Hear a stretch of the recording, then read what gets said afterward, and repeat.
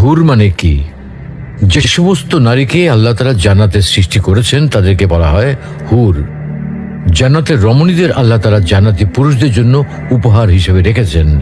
আল্লাহ তাআলা তাদেরকে জান্নাত প্রাপ্ত পুরুষদের সাথে বিয়ে দেবেন, ফলে তারা স্বামী স্ত্রী হিসেবে চিরকালের জন্য জান্নাতে বসবাস করতে থাকবে।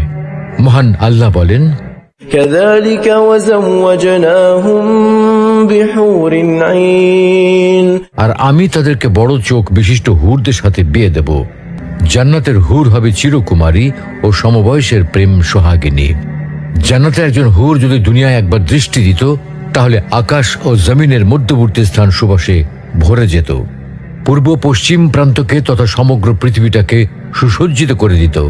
প্রতিটি চোখ সব জিনিস থেকে দৃষ্টি ফিরিয়ে তার দিকে চেয়ে থাকত এবং সৃষ্টিকুল আল্লাহর প্রশংসা ও বড়ত্ব বর্ণনা করত।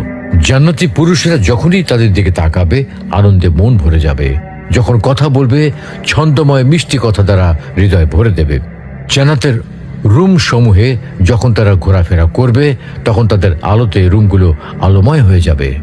জান্নাতের অধিবাসী নারী পুরুষগণ হবে একই বয়সের পরিপূর্ণ যুবক যুবতী। জান্নাতের হুর যখন তার স্বামীর চেহারার দিকে তাকাবে, তখন তার হাসিতে জান্নাত আলোময় হয়ে উঠবে। যখন তারা স্বামীর সঙ্গে কথা বলবে, তখন কতই না সুন্দর হবে সেই কথোপকথন।